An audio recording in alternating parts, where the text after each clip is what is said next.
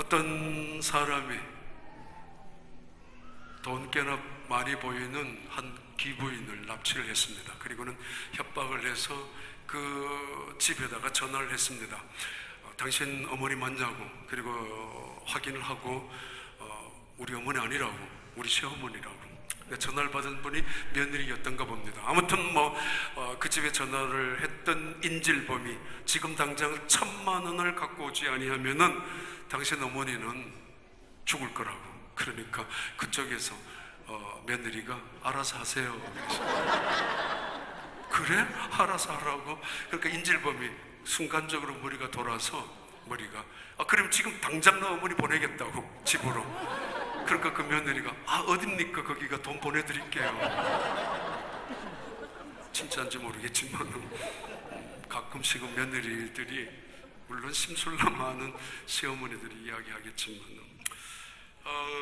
어느 전자회사에서 광고 카피에 그립니다. 우리는 당신을 어머니라 부릅니다. 21.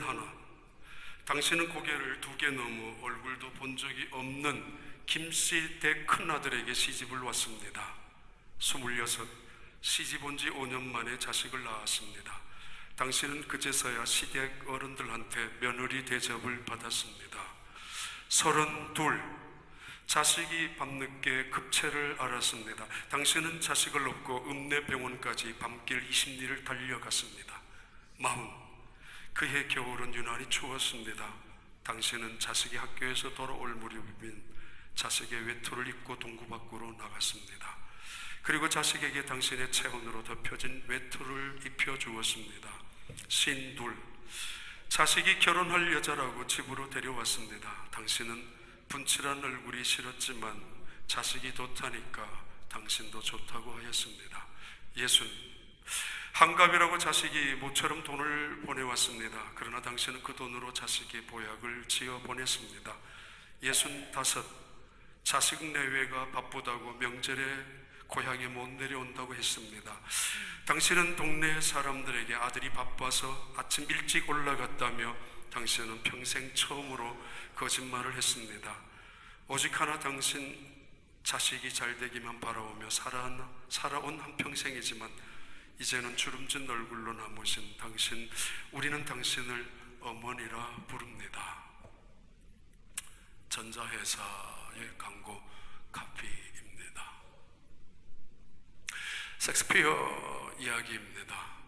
부모가 만약에 누더기를 걸치고 걸어간다면 자식들은 모른 척 외면할 것이지만 부모의 지갑이 두둑하다면 그 자식들은 효자가 될 것이라고.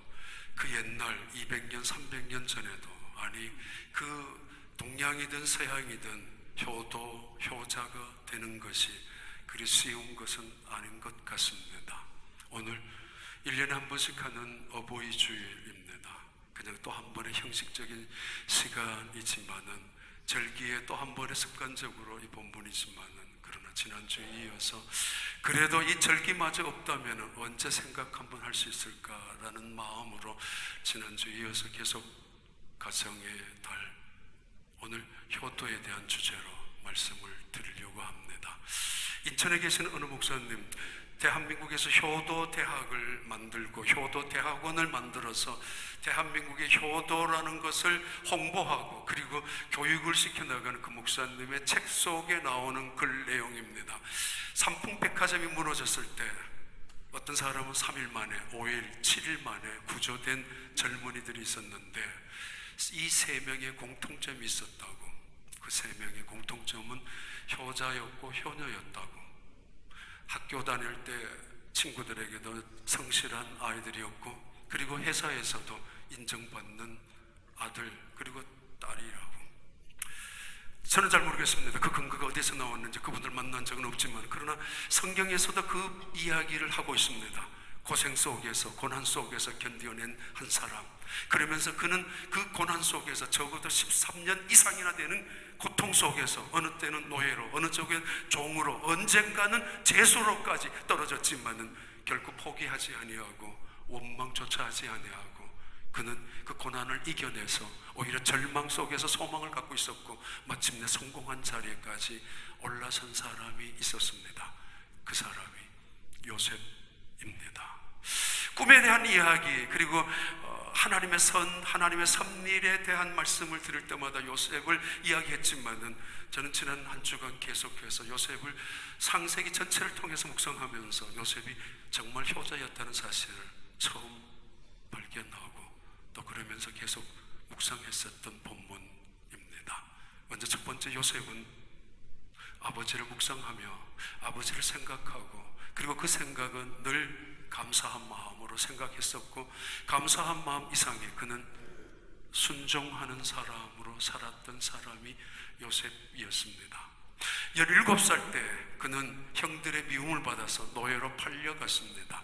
그리고는 적어도 13년 이상 동안이나 노예로 팔려간 다음 종이 되고, 종이 된 다음 제수가 되는 고난과 아픔이 찾아왔습니다. 어떻게 견딜 수 있었을까? 어떻게 그 외로움 속에서 이길 수 있었을까? 생각하라라는 이 말은 잊지 말라라는 뜻이 있습니다. 기억하라는 말입니다. 두 번째는 감사하라는 의미입니다. 그리고 그대로 살겠다는 의지의 표현과 다짐입니다. 하나님은 이스라엘 백성들에게 늘 교육을 시킬 때 첫 번째 말씀이 쉐마였습니다. 들으라, 여호와의 말씀을 들으라고. 그리고 두 번째는 어김없이 절기를 지킬 때마다, 그리고 하나님의 말씀을 들을 때마다 기억하라고 말씀하시는 것이 있습니다. 기억하라. 너희의 조상들이 어떻게 요단을 건넜는지, 광야를 어떻게 건너왔는지 기억하라. 잊지 말라는 것이고, 더 나아가서 기억하되 감사하라고. 너희 조상 그들을 인도하신 하나님의 은혜 앞에 감사하라고. 그리고 다짐하라고. 하나님의 명령대로 살겠다고, 믿음대로. 그것이 요셉에게 있었던 마음이었을 것입니다. 아니, 충분히 짐작할 수 있습니다. 창세기 37장 말씀입니다. 2절과 4절에 야곱의 족보는 이러하니라. 요셉이 17세의 소년으로서 그의 형들과 함께 양을 칠 때에 그의 아버지 아내들 빌하와 실바의 아들들과 더불어 함께 있었더니 그가 그들의 잘못을 아버지에게 말하더라. 가끔씩 그런 생각합니다. 형제들의 이야기를, 고자질한 요셉, 조금은 남자답지 못한, 조금은 철이 없는 그런 아들의 모습으로 비춰질 수도 있는 표현입니다. 그렇지 않습니다. 어찌 이런 사람을 하나님께서 성공의 자리로, 아니 이런 나약하고 유약하고 남의 이야기를 고자질하는 그런 어린아이 같은 사람이 어떻게 그 고난을 이겨낼 수 있는 힘을 가질 수 있었겠습니까? 그렇지 않을 거라고 봅니다. 여기서 말은 그의 형들이 아버지를 생각하지 아니하고 못마땅한 아버지의 행동을, 허물 있는 아버지의 그 행동을 비난, 비판, 불평, 흉을 보는 순간에 요셉은 그들과 함께 하지 않았다는 이야기입니다. 그는 아버지를 생각합니다. 그 아버지의 마음을 생각합니다. 그 아버지가 어떻게 했었을까를 생각하면서 그 생각 속에 들어갔던 것이 요셉이었습니다. 효자는 부모님을 생각하는 것입니다. 효자는 부모님을 생각하되 그분을 감사하며 생각하고 그분의 뜻을 순종하며 생각하며 나아가는 것입니다. 형제들을 만났을 때에 그들에게 모른 척하고 첫 번째 물었던 것이 너희들 아버지가 계시지 않느냐? 분명히 너희들 아버지가 아직도 생존해 계시느냐고 물었습니다. 너희 아버지가 안녕하시냐고. 잘못 말하면 눈치를 챌 수 있었을 텐데, 그러나 억누를 수 없는, 결코 궁금해서 견딜 수 없는 것은 이 요셉에게 13년 이상이 된 채 만났던 형들에게 첫 번째 물었던 질문이 너희들의 그 아버지가 안녕하시냐고 물었던 말씀입니다. 창세기 43장에 나오는 말씀입니다. 요셉이 그들의 안부를 물으며 이르되 너희가 말하던 그 노인이 안녕하시냐? 아직도 생존해 계시냐고. 그냥 이제는 죽었겠지라는 말로 생전 생각 한 번 안 하다가 생각이 나서 한 번 묻는 질문이 아닙니다. 늘 품고 있었던 질문이, 품고 있었던 마음이 아버지였기 때문에 그들에게 물었던 질문입니다. 얼마나 이 질문이 감동적이었는가 하면 44장에 넘어가면은 얼마 전에, 몇 달 전에 내 주께서 내 종들에게, 우리에게 물으시되 너희는 아버지가 있느냐 아우가 있느냐 하시기에 이 형들의 마음속에도 남아 있었습니다. 이 사람이 도대체 국무총리가 된 이 사람이 우리 아버지의 안녕을 물으시다니 깜짝 놀랐을 것입니다. 그리고 굉장히 감동적으로 인상 깊게 남았을 것입니다. 그냥 안부 정도의 그냥 지나가는 형식칠의 인사가 아니라 진심으로 그들의 아버지를 마치 아는 것처럼 물었던 질문이었기 때문입니다. 물론 그들은 몰랐습니다. 요셉이 자기의 동생이라는 거. 그러나 요셉은 그들에게 확실하게 물었습니다. 아버지가 계시느냐고, 안녕하시냐고, 평안하시냐고. 다시 말합니다.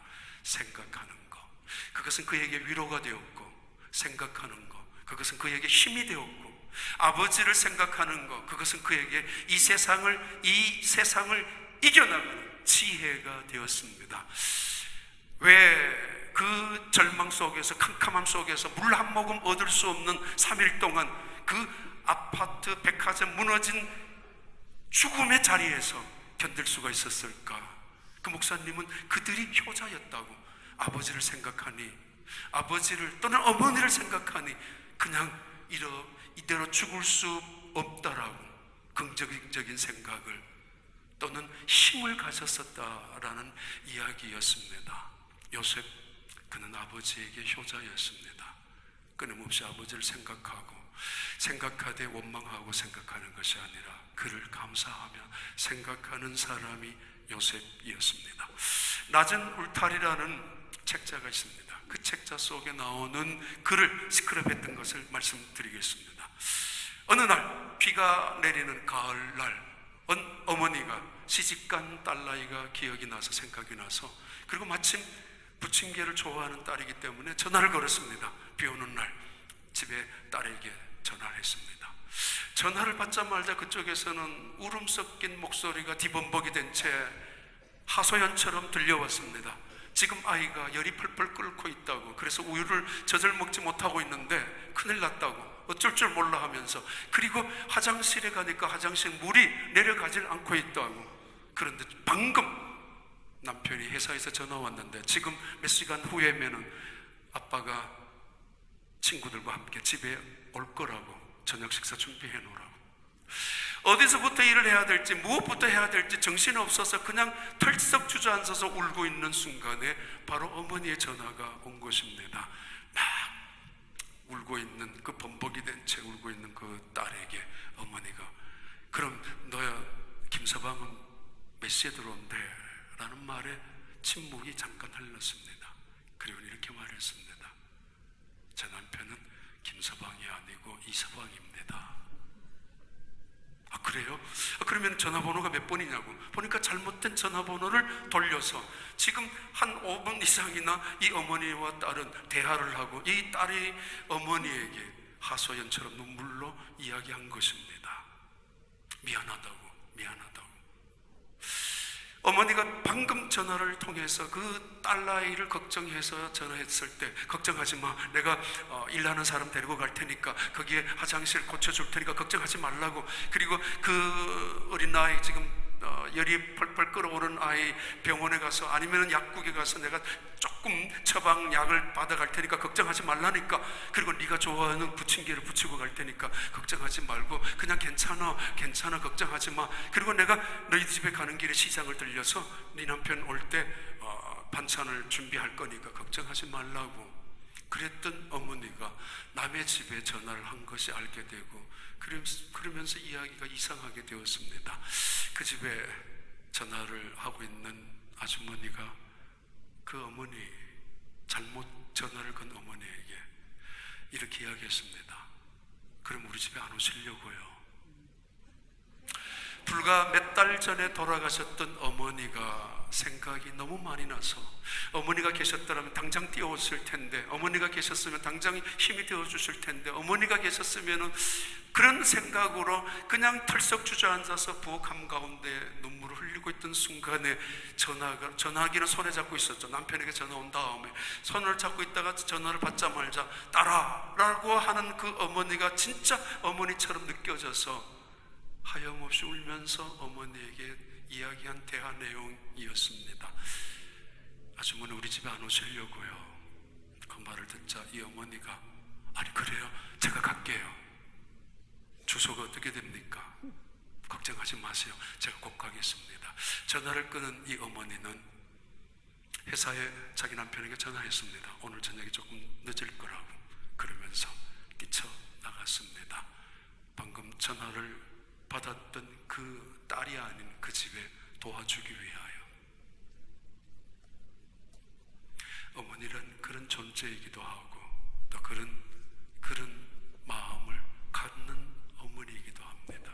남의 딸이지만은 뻔한 그 딸 자식이 내 딸도 같은 입장에 있을 수 있는, 그래서 자기 집에서 자기 돈으로 시장을 봐서 그 집에 갖다 주고 도와주고 싶었던 마음.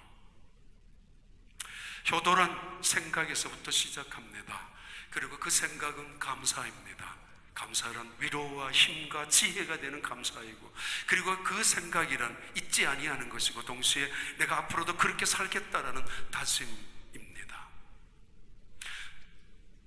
정말 죄송합니다. 저 이야기를 해서. 어제 1시쯤부터 일어난 이야기입니다. 마침 1시 지나서 교회를 왔는데 청소하러 온 사람이 계셨습니다. 여자 한 명이 덩그렇게 왔습니다. 이 남자들 둘이라도 적어도 잘하려면 3시간은 걸려야 되는 청소를 여자 혼자서 할 수 없는 시간입니다. 할 수 없는 이 교회 건물 이쪽에 2개. 그래서 도대체 왜 혼자 왔느냐고 짜증도 나고, 그래서 그때부터 계속 그분 전혀 처음 온 사람이니까 어디서부터 어떻게 해야 되는지도 모르고, 마침 교인들 하나도 없고, 그래서 그럼 빨리 이 일을 같이 마쳐야 되겠다고 해서 차례대로 하나 돌리고 또 돌아보고 또 하고 베큐하고, 그리고 체육관에서 그건 혼자 할 수 없는 일입니다. 그 테이블을 피웠다가 하는데 아까워서 에어컨도 안 켜고 하다가 보니까 좀 더웠던가 봅니다. 그리고 좀 빨리 서두다가 보니까 좀 힘이 들기도 했었고, 이번 주간에 좀 몇 가지 일이 있어서 어렵기도 하고, 그러던 중에 힘이 들기도 하고, 그러면서 한 2시간 정도 지나니까 이제 좀 짜증도 생기고 서두르다가 보니까, 근데 사실은 힘든 거 아닙니다. 2003년, 2004년, 2005년 그 2, 3년 동안은 식당에 가면은 식사를 대접하는 그 위에 올려놓는 그 테이블이었습니다. 원래 한 2, 3년 동안은 저 혼자서 그거 폈다가 접었다가 했었습니다. 그때 힘들지 않았습니다. 기뻤습니다. 그리고 일하는 재미, 특히 체육관에서는 늘 하나님 이 자리에 모이는 성도들이 은혜를 받게 해주시고 기쁨으로 교제하게 해주시고, 이 자리가 성령의 충만한 자리가 되게 해달라고, 상처받는 사람 없고 늘 그런 식으로 하니까 스트레스도 없고 또 마음은 편한데, 어제 따라서 무거운 것도 아닌데 한 2시간 지나니까 힘이 들다가 보니까 또 털썩 주저앉았습니다. 주저앉고는 너무 서럽고 또 좀 마음이 아파서 우리 어머니 생각을 했습니다. 왜냐하면 오늘 설교 준비를 계속 하면서 했으니까 우리 어머니가 마치 이러는 것 같았습니다. 너 목사라는 게 이 집밖에 못하느냐고, 목사라는 게 뭐 좀 하는 줄 알았더만 뭐 청소밖에, 네 평생 청소밖에 못하느냐고. 그래서 더 마음이 아파서, 아니 그런 말을 하는 건 아니지만은 그 부모님 입장에서는 고생하고 있는 듯한 아들을 바라보니까 너무 마음이 아파서 그랬는지, 그러면서 생각이 나서 그 상록회 옛날 방에 들어가서 혼자 한참 울다가 나왔는데, 그때 저희 어머니가 군대 가는 날 아침에 이런 말을 하신 적이 있습니다. 두부찌개를, 제가 좋아하는 거니까 실컷 이제 한 냄비를 끓여놓고는 이제 밥 먹고 이제 기차역으로 가야 되는데, 네 혼자만 군대 가는 거 아니야. 남들도 다 가는 거야. 걱정하지 마. 그리고 뭐 대단한 것도 아니야. 갔다 와, 잘 갔다 와. 그런 식으로 이야기하셨던 어머니가 한마디를 더 붙였습니다. 넌 태어날 때부터 늘 하나님 함께 하셨으니까 괜찮을 거야. 하나님 지금까지 보면 네 하는 일에 보면 언제나 하나님이 지켜주신 것 같았으니까 늘 그건 잊지 말라고, 그러면서 가라고. 그것도 생각이 나고, 그래서 얼마나 좀 눈물이 많이 났었습니다. 이제 돌아가신 지 2년이 되었습니다만은, 미국에 오셨을 때 그랬죠. 정말 내가 살았으니 미국까지 구경한다고, 내가 살았으니 휴스턴까지, 저 나사라는 곳까지, 그리고 잘난 아들 덕 때문에 이곳까지 왔다고. 그런 말은 안 했지만 그런 식으로 한국에 가서 이야기하셨다고. 미국까지 와서 구경까지 하시고 가신 어머니. 근데 사실 오후 내내 굉장히 마음이 혼자 있을 때는 계속 아팠습니다. 그런데 그 생각 속에 감사한 마음이 많이 있었습니다. 돌아가시기 직전까지 전화를 통해서 마지막 순간까지 저를 위해서 기도해 주셨던 어머니, 그 생각 때문에 걱정과 근심보다가는, 원망과 불평보다가는 생각이 오히려 감사한 마음으로 생각되고, 오히려 그것이 힘으로 남아 있게 되었습니다. 골로새서 3장 20절의 말씀입니다. 골로새서 3장 20절. 자녀들아 모든 일에 부모에게 순종하라. 이는 주 안에서 기쁘게 하는 것이다 라는 말씀은, 이것이 옳다라고, 당연하다라고, 에베소서 6장 1절에 어김없이 이때면 한번 듣는 말씀입니다.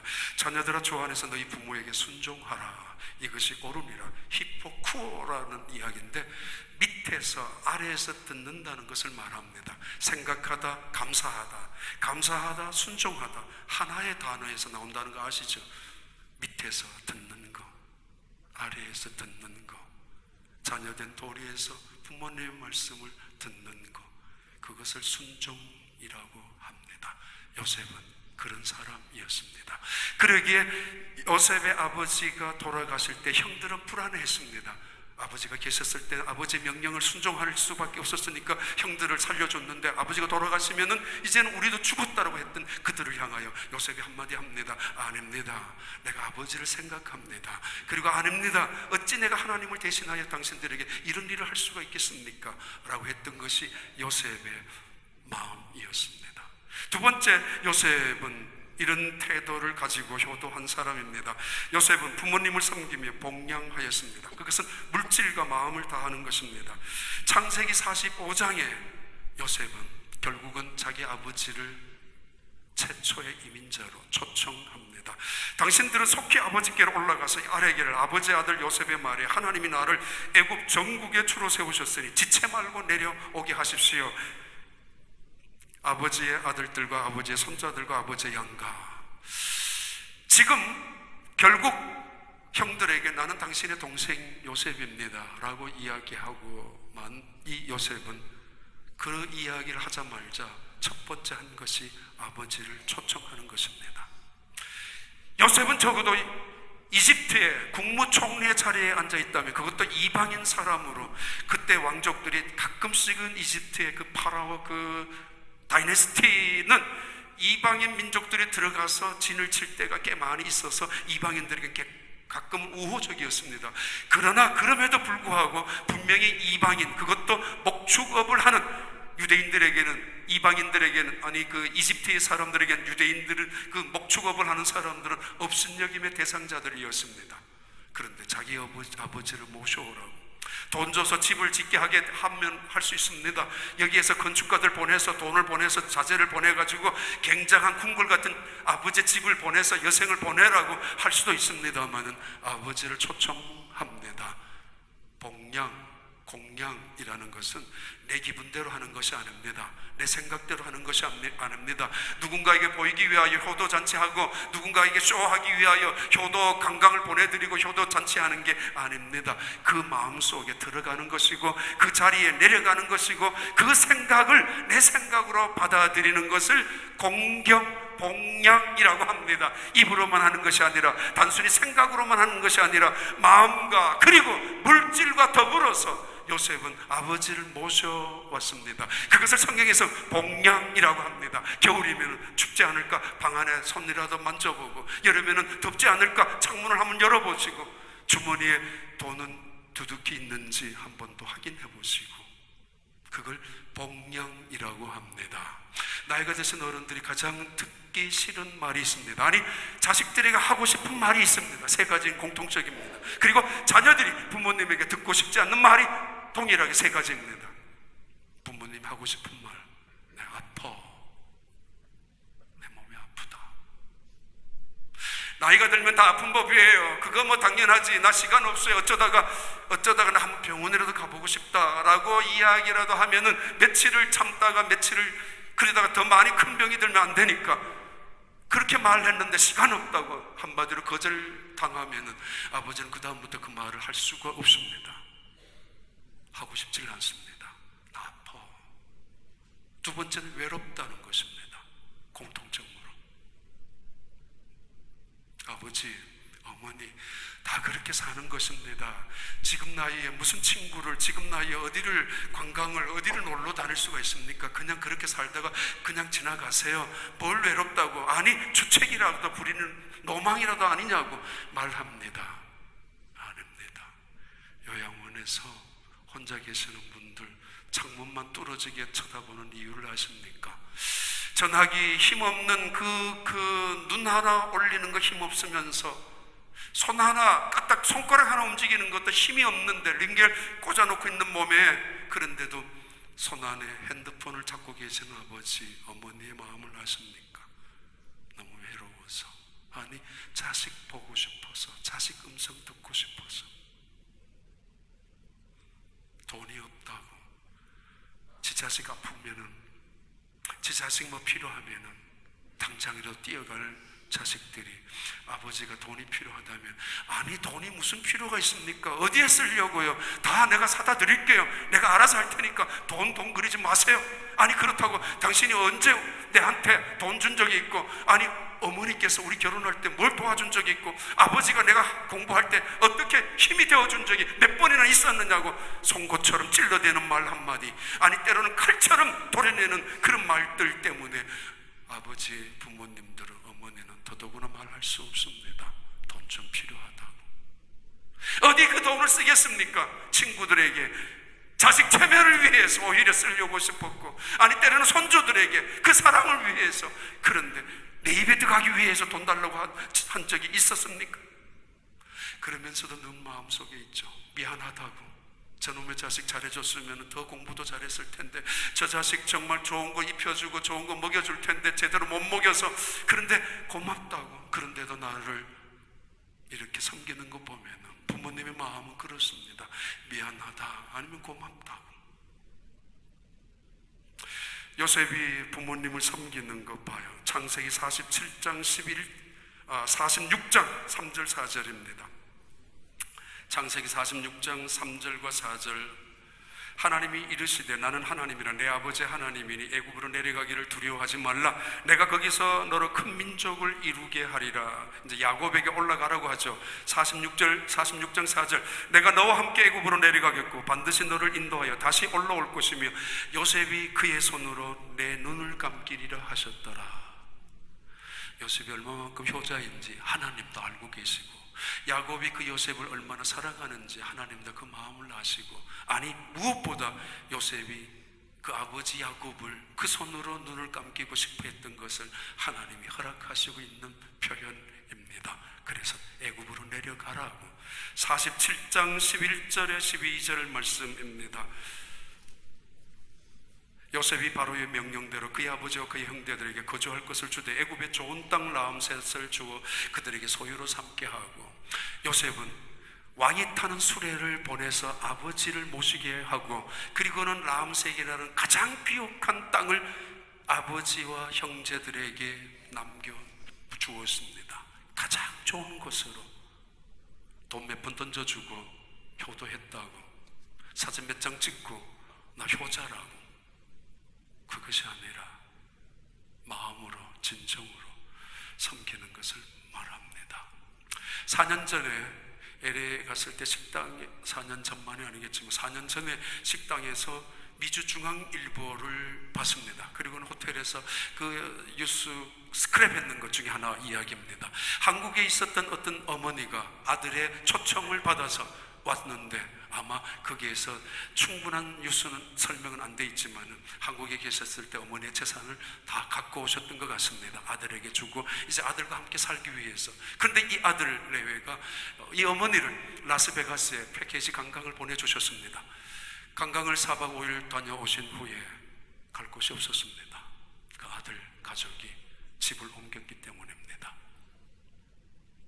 꽤 오래전에는 제주도에서 그리고 필리핀에서 버려진 부모님들이 꽤 있었던 이야기를 기억합니다.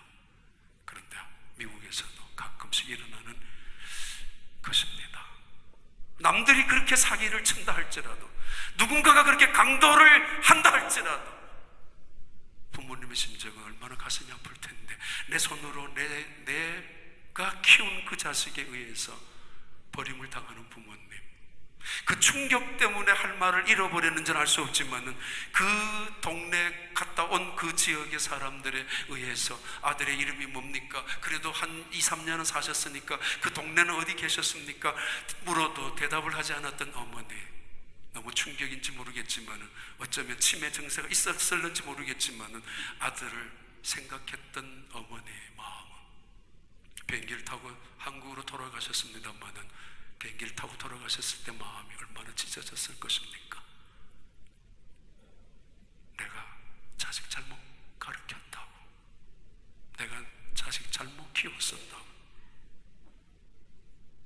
그놈의 자식 그렇게 먹여주고 입혀주고 키워줬는데 이놈이 나에게 이렇게 한다고 억울할 수 있고, 그 상처, 그 배신감에 치를 떨 수 있었겠지만은 그 어머니는 아무에게도 말하지 아니하고 그냥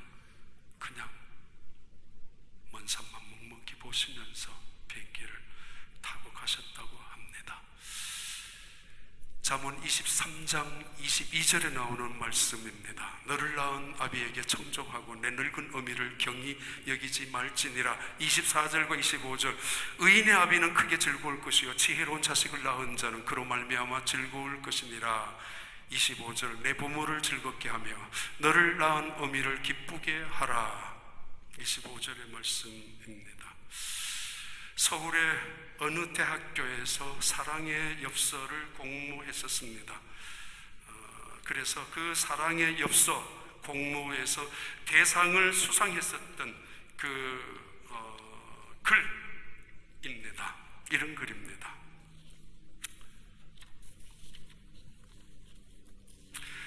나한테 티끌 하나 주지 않는 거지들이 내게 손을 내밀었을 때는 불쌍하다고 생각을 했습니다. 그러나 나에게 전부를 준 어머니가 안쓰럽다고 생각해 본 적은 없었습니다. 나한테 인사치레 밥 한 번 사준 친구들과 선배들이 고마웠습니다. 그래서 보답하고 답례하고 싶어 후배와 친구들을 불러냅니다. 그러나 나를 위해 평생을 밥을 하고 밤늦게까지 기다리는 어머니께 감사하다고 생각해 본 적은 한 번도 없었습니다. 실제로 존재하지도 않는 드라마 속 배우들의 가정사의 이야기를 보면서 눈물을 흘렸습니다. 그러나 일상생활에 그처럼 힘겨워하고 숨가빠하는 어머니를 위해 진심으로 눈물을 흘려본 적은 없었습니다. 골방에 누워 끙끙 아파하시던 어머니, 걱정은 제대로 해본 적이 없었습니다. 애인에게는 사소한 잘못 하나에도 미안하다고 사과하고 또 사과하고 용서를 구했습니다. 그러나 어머니에게 그 많은 잘못을 셀 수 없이 했음에도 한 번도 용서를 구하지도 않았습니다. 죄송합니다. 죄송합니다. 이제야 조금 알게 되어 죄송합니다. 아직도 너무 많은 것을 그러나 알지 못해서 죄송합니다.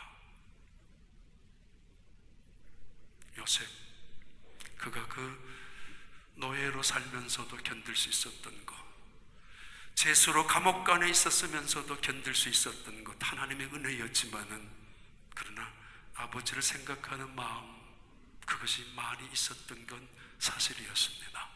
그에게 그는 성공한 자리에 올라갈 수 있었고, 성공한 후에 가장 먼저 자기의 아버지를 모시고 싶었던 게 어쩌면 너무 당연한 일일 것이었을 것입니다.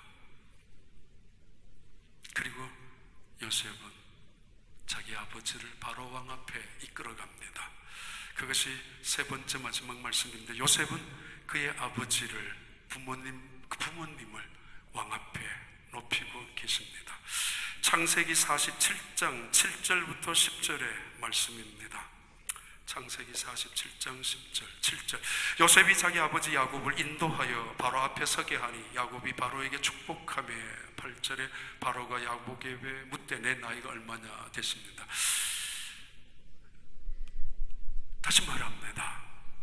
그냥 자기 아버지, 자기 어머니 그냥 시골에 계시는 분 돈으로 보내드려서 그냥 잘 살게 하면 됩니다. 그런데 요셉은 그 아버지를 자랑하고 싶습니다. 바로 왕 앞에서, 번쩍번쩍하는 비단 옷을 입고 있는 그들 앞에서, 잘난 척 떠들러대는 수많은 신하들 앞에서 우리 아버지 잘못하면은, 우리 아버지 그 모습 보면은, 우리 아버지의 지식 정도면은 무시당할 수 있을 것이고, 그러면 자기의 체면도 손상이 갈 수 있을 것이고, 나중에라도 그것이 흉이나 허물이 되면은 자기의 지도력에도 손상이 갈 수 있음에도 그는 그것을 굳이 숨기지 아니하고, 아니 오히려 드러내고 자랑합니다. 이분이 우리의 아버지, 나의 아버지입니다. 내가 오늘 이 자리에 있을 수 있는 것, 그 많은 세월 속에 인내할 수 있었던 건 아버지의 덕입니다. 그리고 내가 오늘 이 자리에 설 수 있는 것, 내가 이 성공할 수 있는 것, 아버지 때문입니다. 아버지의 가르침이고 아버지의 도움이며 아버지가 나를 향하는 기도 때문이었습니다. 지난 13년, 아니 20년 가까이 그 아버지를 만난 적도 없습니다. 그 지난 고난 속에서 그 아버지는 찾아온 적도 없습니다. 죽은 줄만 알고 있었던 아버지였습니다.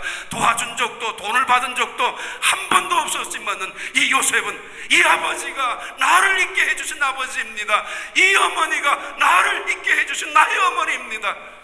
어떤 날들은 마치 촌스러운 어머니가 자기 앞을 찾아왔을 때 우리 집 식모라고 둘러대는 아들이 있는가 하면은 그 누추한 어머니를 졸업식장에 가장 좋은 자리에 올려놓는 아들도 있을 것입니다. 누가 효자이고 누가 진짜 성공할 수 있는 사람이라고 생각하십니까? 바로왕 앞에 인도하여 아버지를 소개합니다. 나의 아버지라고.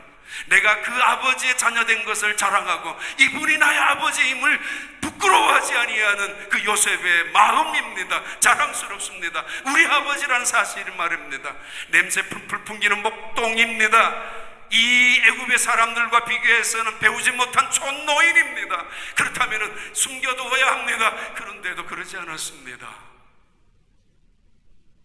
제일 많이 어제 서러웠던 게, 아니 마음 아팠던 건 제 어머니 미국에 계실 동안에 제가 잘못했던 것 때문입니다.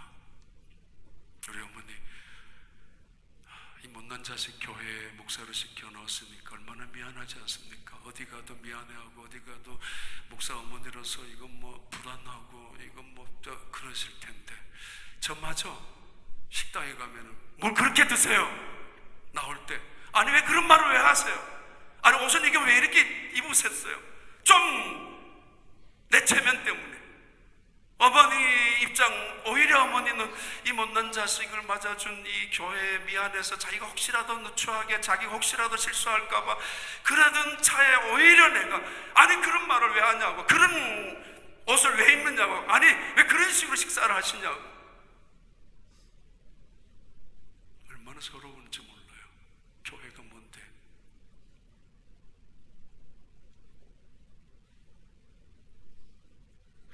내가 살아있을 때 미국 땅에 와서 너를 보고, 미국 땅에 와서 휴스턴까지 와서 보고 가는 게 정말 참 복이다. 아니 어쩌면은 미국이라는 이 땅에서 우리 어머니를 모시고 왔는 거, 우리 어머니가 이 땅을 밟은 게 오히려 휴스턴이 영광일 수도 있고 미국이라는 나라가 영광일 수도 있지. 왜 우리 어머니가 미국 땅에 와서 밟고 지나가는 게 미국이 영광이야? 우리 어머니가 영광이야. 왜?